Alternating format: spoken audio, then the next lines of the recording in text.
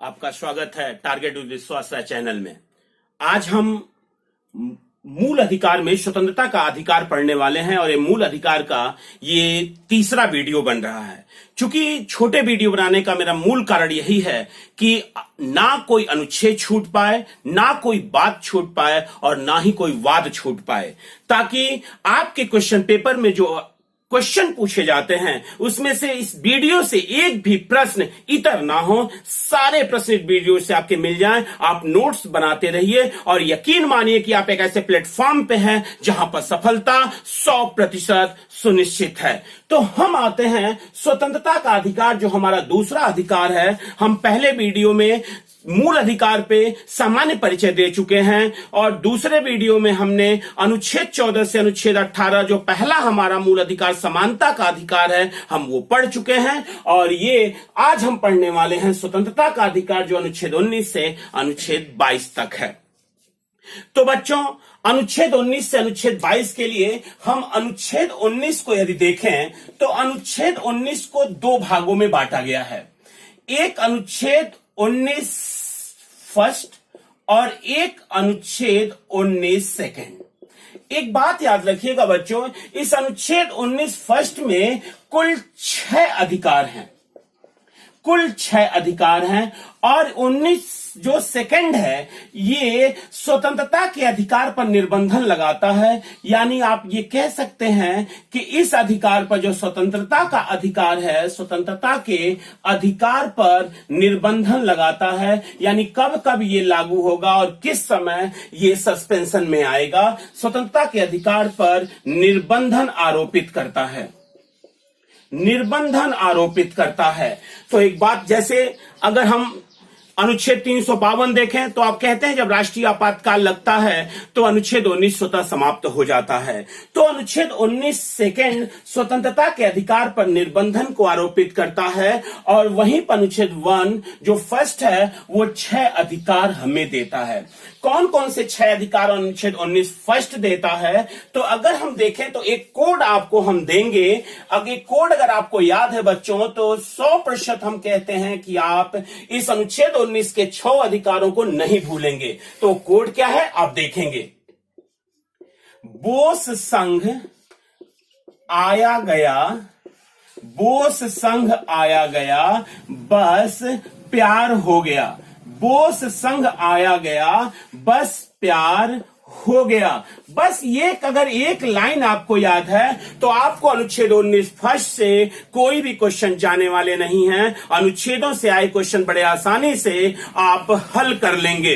अनुच्छेद 19 यानी बोस संघ आया गया, बो यानी अनुच्छेद 19 फर्स्ट ए, और अगर हम फर्स्ट ए कहें, अनुच्छेद 19 ए कह सकते हैं आप, या फर्स्ट ए कहें। यहां पे अनुच्छेद 19 बी, 19 सी, 19 डी, 19 ई और 19 जी। हमने यफ नहीं लिखा हुआ है बच्चों, अभी हम क्लियर कर रहे हैं कि 19 यफ जो है, 19 यफ जो है वो संपत्ति का अधिकार है। यहां पर बैठा संपत्ति का अधिकार है, जिसको आप जानते हैं कि 44वां संविधान संशोधन 1978 के द्वारा संपत्ति के अधिकार को मूल अधिकार से हटाकर विधिक अधिकार बना दिया गया तथा इसे भाग 12 के अनुच्छेद 300 क में अंतः स्थापित किया गया। तो चूंकि ये डिलीट है, ये जो है वो डिलीट है, 19 एफ डिलीट है, और इस डिलीट को आप पता है संपत्ति के अधिकार को हमने मूल अधिकार से हटा दिया है और विधिक अधिकार बना दिया है। तो 19(1)(a आप कह सकते हैं बो है तो बोलने का अधिकार, बोलने का अधिकार, बोलने का अधिकार, बोलने का अधिकार। सा अनुच्छेद 19 बी है सम्मेलन करने का अधिकार, सम्मेलन करने का अधिकार, सम्मेलन करने का अधिकार। संघ बनाने का अधिकार, संघ बनाने का अधिकार, संघ बनाने का अधिकार, कहीं पर आने जाने का अधिकार, भारतीय क्षेत्र में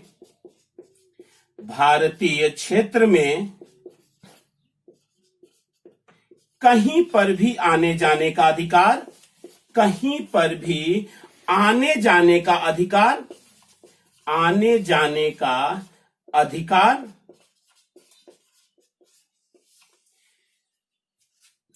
भारतीय क्षेत्र में बस, तो भारतीय क्षेत्र में कहीं पर भी बसने का अधिकार, कहीं पर भी बसने का अधिकार, बसने का अधिकार। और 19 जी आप कहिए कि व्यापार, भारतीय क्षेत्र में व्यापार करने का अधिकार, व्यापार करने का अधिकार, व्यापार करने का अधिकार। और जो बीच में एफ छूटा हुआ है बच्चों, वही संपत्ति का अधिकार है, जो कि डिलीट है, और ये डिलीट है 44वां संविधान संशोधन 1978 द्वारा। संविधान संशोधन 44वां संविधान संशोधन 1978 द्वारा इसको डिलीट किया गया और इसे विधिक अधिकार बना दिया गया, उसे विधिक अधिकार बना दिया गया। तो हम पुनः आपसे कहेंगे एक चीज के अनुच्छेद 19 दो खंडों में विभाजित है, 19(1) और 19(2) में। 19(1) में 6 अधिकार हैं, आप देख रहे हैं। पहला बोलने का अधिकार, दूसरा सम्मेलन करने का अधिकार, संघ बनाने का अधिकार, भारतीय क्षेत्र में कहीं पर भी आने जाने का अधिकार, भारतीय क्षेत्र में कहीं पर भी बसने का अधिकार, और भारतीय क्षेत्र में व्यापार करने का अधिकार। तो 1 2 3 4 5 6 यानी कुल 6 अधिकार आपके पास हैं। और अनुच्छेद 19 जो खंड 2 है वह इस स्वतंत्रता के अधिकार पर निर्बंधन लगाता है। तो अगर अधिकतर क्वेश्चन हम देखें बच्चों, तो अधिकतर क्वेश्चन यहीं से आता है जो अभिव्यक्ति की स्वतंत्रता है। जो अभिव्यक्ति की स्वतंत्रता जो आप देख रहे हैं, बोलने का अधिकार, अधिकतर क्वेश्चन यहीं से आता है। अतः हम इसे एक बार पुनः विश्लेषण करने की कोशिश करेंगे ताकि आपके एक भी प्रश्न छूट के ना जाने पाए। आते हैं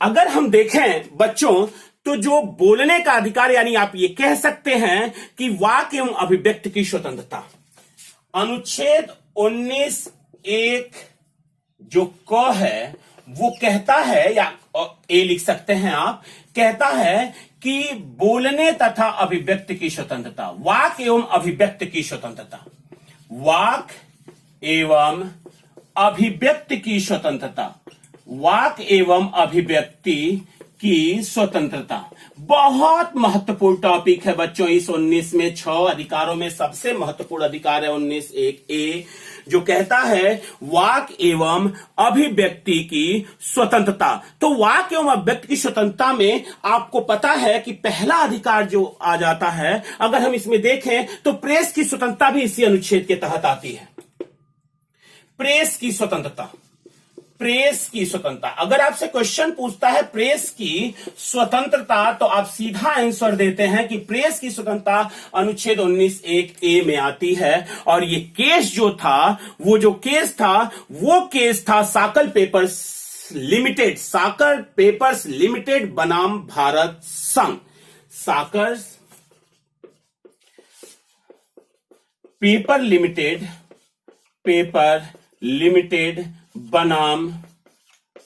बनाम भारत संघ, जिसमें कहा गया कि जो प्रेस की स्वतंत्रता है वो अनुच्छेद 19(1) के तहत फंडामेंटल राइट है। ये 1962 में आया, ये 1962 में आया। दूसरा, राष्ट्रीय ध्वज फहराने का अधिकार, राष्ट्रीय ध्वज फहराने का अधिकार, राष्ट्रीय ध्वज फहराने का अधिकार,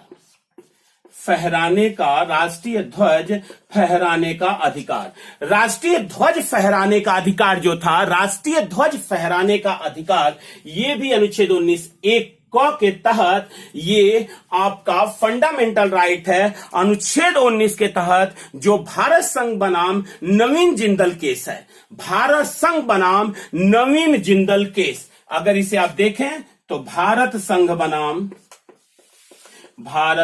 बनाम नवीन जिंदल केस, नवीन जिंदल केस 2004। यानी क्वेश्चन यदि पूछता है कि राष्ट्रीय ध्वज फहराने का अधिकार किस केस में फंडामेंटल राइट माना गया, तो आप कहेंगे कि भारत संघ बनाम नवीन जिंदल केस में 19(1) क के तहत ये भी वाक एवं व्यक्ति की स्वतंत्रता के अंतर्गत आता है, वाक एवं अभिव्यक्ति की स्वतंत्रता के अंतर्गत आता है। राइट टू नो, जानने का अधिकार, जानने का अधिकार। बच्चों याद रखिएगा, ये जानने का अधिकार भी ये वाक एवं अभिव्यक्ति की स्वतंत्रता के अंतर्गत आता है, राइट टू नो। इसी के तहत आरटीआई जो आप देखते हैं, राइट टू इंफॉर्मेशन एक्ट 2005 के तहत भी हम इसे वाक एवं अभिव्यक्ति की स्वतंत्रता के अंतर्गत ही रखते हैं, अनुच्छेद 19(1) क के अंतर्गत रखते हैं। और एक चीज और याद रखिएगा बच्चों कि अगर बोलने का अधिकार है तो उसी के अंदर चुप रहने का भी अधिकार, ये वाद आया था इमैनुअल बनाम केरल राज्य में आया था, जो कि कहता है चुप, राइट टू साइलेंस। अगर फ्रीडम ऑफ स्पीच है तो हमें चुप रहने का भी अधिकार है। ये चुप रहने का अधिकार भी यहीं पे आया था, चुप रहने का अधिकार, चुप रहने का अधिकार, इसको आप कहते हैं इमैनुअल बनाम केरल राज्य, इमैनुअल बनाम केरल राज्य, इमैनुअल बनाम केरल राज्य जो केस आया था, ये भी इसी पे आया था, चुप रहने का अधिकार। तो याद रखिएगा, अगर बोलने का अधिकार है तो उसमें चुप रहने का भी अधिकार अंतर्निहित है, चुप रहने का भी अधिकार अंतर्निहित है। ठीक है, तो हम अनुच्छेद 19 पढ़ चुके हैं, अब हम आ रहे हैं अनुच्छेद 20 पे। अनुच्छेद 20 अपराधों के दोष सिद्धि के संबंध में संरक्षण, अपराधों के दोष सिद्धि के संबंध में, अपराधों के दोष सिद्धि के संबंध में संरक्षण, संबंध में संरक्षण। यानी बच्चों याद रखिएगा, अनुच्छेद 20 कहता है अपराधों के दोष सिद्धि के संबंध में संरक्षण। यानी यदि व्यक्ति अपराध किया हुआ है तो उसे स्वयं के विरुद्ध गवाही देने के लिए बाध्य नहीं किया जा सकता। यानी अपराधों के दोष सिद्धि के संबंध में संरक्षण है। और इसी का एक खंड आता है बच्चों, अनुच्छेद 20 का खंड 3, जो कहता है कि व्यक्ति को अपने विरुद्ध गवाही के लिए बाध्य नहीं किया जा सकता। हां, वो गवाही स्वेच्छाचारिता से दे सकता है। यानी अपने विरुद्ध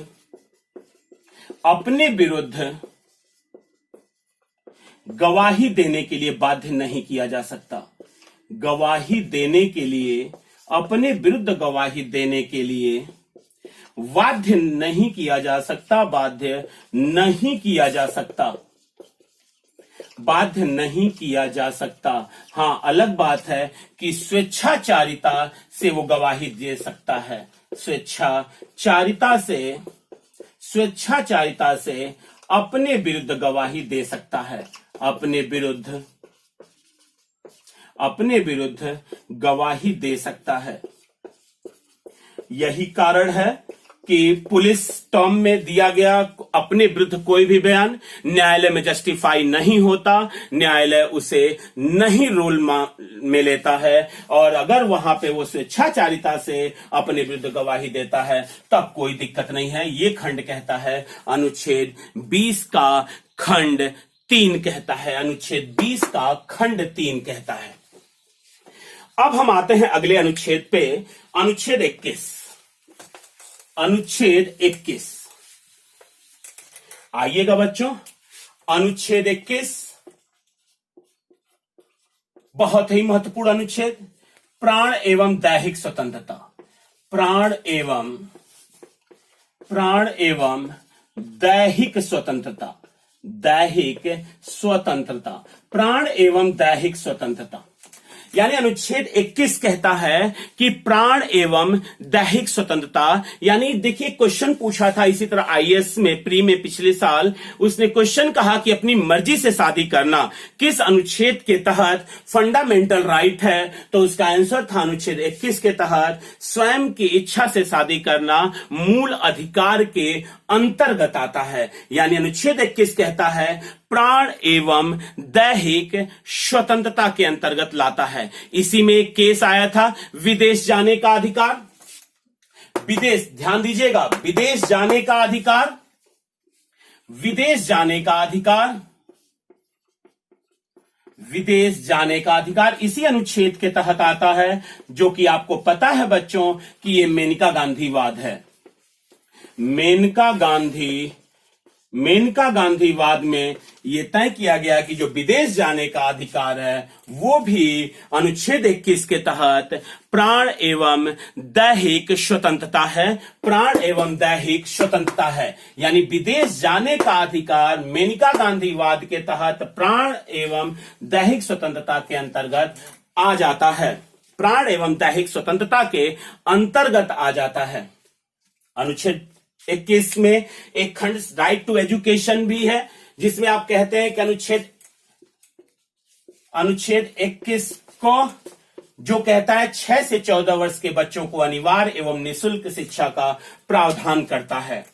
6 से 14 वर्ष के बच्चों को, 6 से 14 वर्ष के बच्चों को, 14 वर्ष के बच्चों को निःशुल्क, अनिवार्य एवं निःशुल्क, अनिवार्य एवं निःशुल्क, अनिवार्य एवं निःशुल्क शिक्षा का प्रावधान करता है, निःशुल्क शिक्षा का प्रावधान करता है, प्रावधान करता है। याद रखना बच्चों, जो अनुच्छेद 21 क है वह 6 से 14 वर्ष के बच्चों को अनिवार्य एवं निःशुल्क शिक्षा का प्रावधान करता है, और ये अनुच्छेद 21 को जो राइट टू एजुकेशन है, शिक्षा का अधिकार है, वो 86वां संविधान संशोधन, 86वां संविधान संशोधन, 86वां संविधान संशोधन 2002 के द्वारा जोड़ा गया। 86वां संविधान संशोधन 2002 के द्वारा जोड़ा गया, लेकिन जब ये लागू किया गया तो डेट थी 1 अप्रैल 2010, यानी 1 अप्रैल 2010 को ये इंप्लीमेंट हुआ, लागू हुआ, जबकि 86वां संविधान संशोधन 2002 के तहत अनुच्छेद 21 को जोड़ा गया था और उसे लागू 1 अप्रैल 2010 को किया गया। 86वां संविधान संशोधन के तहत याद रहे बच्चों की 3 चीजों में अमेंडमेंट किया गया। पहला कि अनुच्छेद 21 को जोड़ा गया, अनुच्छेद 21 को जोड़ा गया, जिसमें 6 से 14 वर्ष के बच्चों को अनिवार्य और निःशुल्क शिक्षा का प्रावधान किया गया। साथ ही अनुच्छेद 45 में 0 से 6 वर्ष के बच्चों के लिए लागू किया गया। पहले यहां 6 से 14 वर्ष यहां था, ये राज्य की नीति के तत्व हैं। जब 6 से 14 के लिए अनुच्छेद 21 को यानी फंडामेंटल राइट बनाया गया, तो अनुच्छेद 45 जो राज्य की नीति के निदेशक तत्व थे, यहां पर प्रारंभिक 6 वर्ष के बच्चों के लिए राज्य का कर्तव्य है कि उस शिक्षा सुनिश्चित करें। और अनुच्छेद 51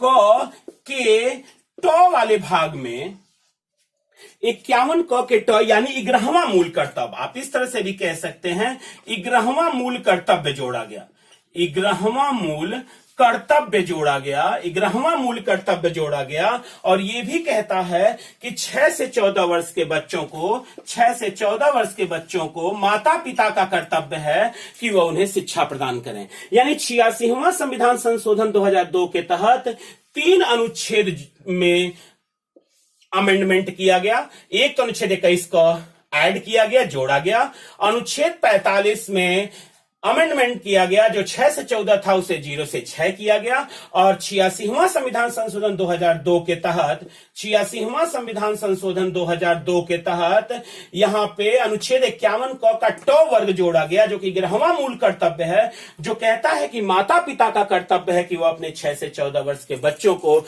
शिक्षा प्रदान करें। 6 से 14 वर्ष को शिक्षा प्रदान करें। अगले पे आते हैं हम बच्चों, ध्यान दीजिएगा।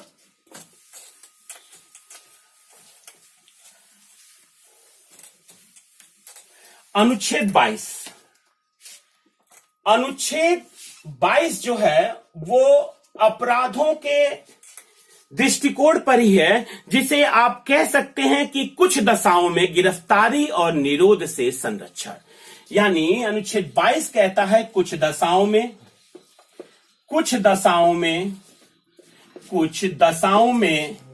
गिरफ्तारी और निरोध से संरक्षण। गिरफ्तारी और निरोध से संरक्षण। गिरफ्तारी और निरोध से संरक्षण।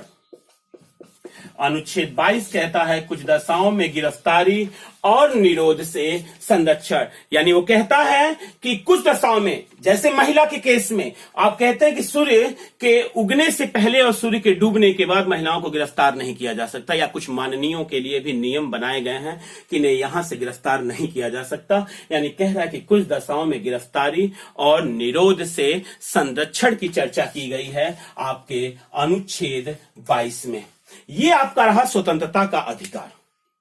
ये आपका स्वतंत्रता का अधिकार रहा।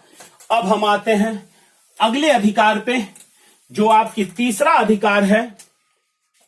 जो आपका तीसरा अधिकार है शोषण के विरुद्ध अधिकार। बहुत ही महत्वपूर्ण है। शोषण के विरुद्ध अधिकार। शोषण के विरुद्ध अधिकार। शोषण के विरुद्ध अधिकार। इसमें केवल 2 ही अनुच्छेद आते हैं बच्चों। एक अनुच्छेद 23 है और एक 24 है। अनुच्छेद 23 और अनुच्छेद 24। अनुच्छेद 23 आप ध्यान दीजिएगा। अनुच्छेद 23 जो है वो कहता है कि मानव के दुर्व्यापार मानव के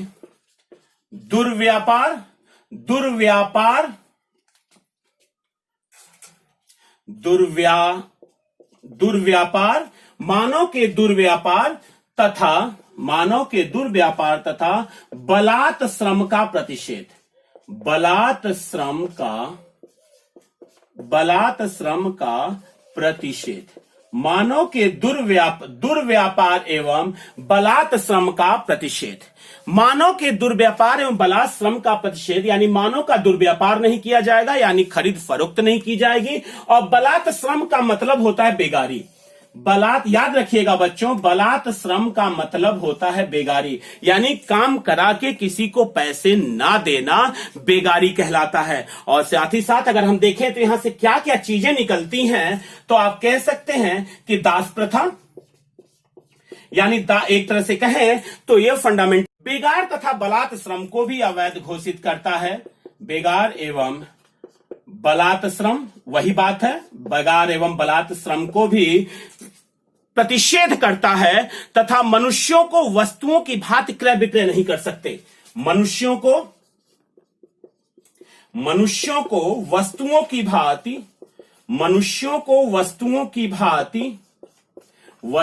की भांति क्रय विक्रय नहीं किया जा सकता। क्रय विक्रय नहीं किया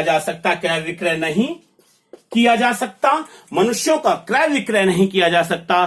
तथा अगर मूल रूप से देखें, जो कि बहुत बड़ी समस्या है, जो स्त्रियों एवं बच्चों का अनैतिक व्यापार। स्त्रियों एवं बच्चों का अनैतिक व्यापार। स्त्रियों एवं बच्चों का अनैतिक व्यापार। स्त्रियों एवं बच्चों का अनैतिक व्यापार, यानी इन चीजों पर वो रोक लगाता है। मानव के दुर्व्यापार एवं बलात् श्रम का प्रतिषेध, यानी अनुच्छेद 23 ये रोक लगाता है। और सबसे बड़ी अगर हम अपनी पोजीशन देखें तो आपका बंधुआ मजदूरी अधिनियम, जो बधुआ मजदूर हैं, तो कंफर्म है कि जो बेगार और बलात् श्रम होते हैं, यहीं पर एक शब्द निकल कर आता है, बधुआ मजदूरी। बधुआ मजदूरी, बधुआ मजदूरी यानी इन चीजों पर वो रोक लगाता है, वो प्रोहिबिटेड करता है कि मानव के दुर्व्यापार तथा बलात् श्रम का प्रतिषेध करता है। और अगर क्वेश्चन यहां से आता है तो आपको पता ही है बच्चों कि दास प्रथा का अंत 1833 के भारत सरकार अधिनियम में भी किया गया था। भारत सरकार अधिनियम, जिस समय अगर हम कहें तो उस समय जो भारत का गवर्नर जनरल था वो लॉर्ड विलियम बेंटिक था, लेकिन जो दास प्रथा का अंत किया था वो लॉर्ड एलन बरो ने किया था। एलन बरो, यानी ये क्वेश्चन यहां से भी आपको मिल सकता है कि दास प्रथा का अंत किसने किया, तो आप कहते हैं लॉर्ड एलन बरो ने किया। किस अधिनियम के तहत किया? 1833 के भारत सरकार अधिनियम के तहत किया। और फंडामेंटल राइट में यदि हम देखें तो यह अनुच्छेद 23 में आ जाता है, अनुच्छेद 23 में आ जाता है। और अगर हम मुगल वंश में चलें तो आपको पता है बच्चों की 1562 में भी दास प्रथा का अंत मुगल सम्राट अकबर ने भी किया था। आते हैं टॉपिक पे। अब एक अनुच्छेद और बचा, अनुच्छेद 24। अनुच्छेद 24, अनुच्छेद 24 जो है वो 14 वर्ष से कम आयु के बच्चों को कारखानों आदि के नियोजन में प्रतिषेध करता है। यानी 14 वर्ष से कम आयु के बच्चों को, 14 वर्ष से कम आयु के बच्चों को, कम आयु के बच्चों को कारखानों आदि के नियोजन में, कारखानों आदि के नियोजन में प्रतिषेध करता है। कारखानों आदि के नियोजन में प्रतिषेध करता है, कारखानों आदि के नियोजन में प्रतिषेध करता है। यानी उनका इंप्लीमेंट ऐसी जगह नहीं हो सकता जहां पर उनके स्वास्थ्य पर प्रभाव पड़ता हो। यानी अगर देखें तो अनुच्छेद 24 जो है शोषण के विरुद्ध अधिकार 23 और 24 हैं, बहुत महत्वपूर्ण हैं। और 24 में कहा गया कि 14 वर्ष से कम आयु के बच्चों को कारखानों आदि के नियोजन में प्रतिषेध होगा। और इसी के तहत बहुत सारे अधिनियम, कारखाना अधिनियम भी लाया गया। कारखाना अधिनियम के बाद अगर हम देखें तो बालक श्रम प्रतिषेध अधिनियम भी हम लेके आए 1968 में। अगर हम देखें तो बगान का अधिनियम भी आया, खान अधिनियम आया, शिशु अधिनियम भी आया।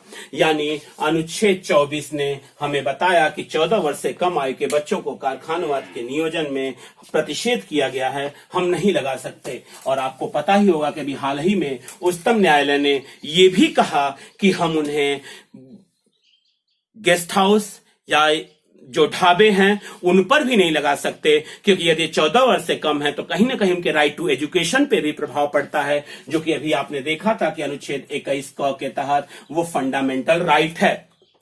लेकिन क्या ये सत्य है? क्या वास्तव में यही हो रहा है? क्या हमारे ये छोटे नौनिहाल बच्चे, जहां हम रेस्टोरेंट में जाते हैं, ढाबे पे जाते हैं, तो वो छोटू के नाम से प्रसिद्ध हो जाते हैं, हम उन्हें छोटू कह के पुकारते हैं। क्या ये अनुच्छेद 21 का उल्लंघन नहीं है? क्या उन बच्चों को राइट टू एजुकेशन प्राप्त करने का अधिकार नहीं है? जब वो उनका फंडामेंटल राइट है, उनका नैसर्गिक अधिकार है, वो ईश्वर प्रदत्त अधिकार है, तो फिर ये क्यों नहीं मिल रहा? अभी आप देखेंगे कि यदि फंडामेंटल राइट का कहीं उल्लंघन होता है तो अनुच्छेद 32 के तहत आप उच्चतम न्यायालय तथा अनुच्छेद 226 के तहत आप उच्च न्यायालय जा सकते हैं। क्या आपको नहीं लगता कि कहीं ना कहीं हमारी ये जुडिशरी मशीनरी भी थोड़ी सी नरम व्यवहार कर रही? क्या इनके छोटे छोटे ग्रुप बना के कई एक छोटे छोटे शहरों में, कस्बों में भी क्या इन्हें नहीं खोला जाना चाहिए, जहां आसानी के साथ वो अपने राइट टू एजुकेशन की मांग कर सके? उससे एक ढाबे के बच्चे को क्या आप इतना एक्सेप्ट कर सकते हैं कि वो उच्चतम न्यायालय जाएगा, वो वकील करेगा, तब जाके वो राइट टू एजुकेशन अपना प्राप्त करेगा? मुझे तो लगता है कि ये कहीं ना कहीं एक हंसी का एक माहौल बना दिया गया। नहीं तो अनुच्छेद 21 का इतना बेहतरीन अनुच्छेद है जो हमारे नौनिहालों को राइट टू एजुकेशन देता है। वो कहता है कि तुम्हें पढ़ने का अधिकार है, तुमसे नहीं छीना जा सकता। लेकिन आज वास्तव में देखें तो आपकी लिटरेसी रेट कितनी है? 73%, 2011 के सेंसस के अनुसार 73% लिटरेसी रेट है। जिसमें पुरुष का 80.9% और महिलाओं का 64.8% आप लिटरेसी रेट पे हैं। अभी आप 100% भी अपनी साक्षरता दर नहीं प्राप्त कर सके हैं। तो सोचिए ये अनुच्छेद किस हद तक रिलीवेंट है। लेकिन फिर मैं वही कहूंगा कि केवल ये मूल अधिकार के कागजों के पन्नों पर ही बन के रह गया है। आते हैं हम अपने चौथे मूल अधिकार पे, मूल अधिकार पे, जो कि धर्म की स्वतंत्रता का अधिकार है। धर्म की स्वतंत्रता का अधिकार है। धर्म की स्वतंत्रता का अधिकार है।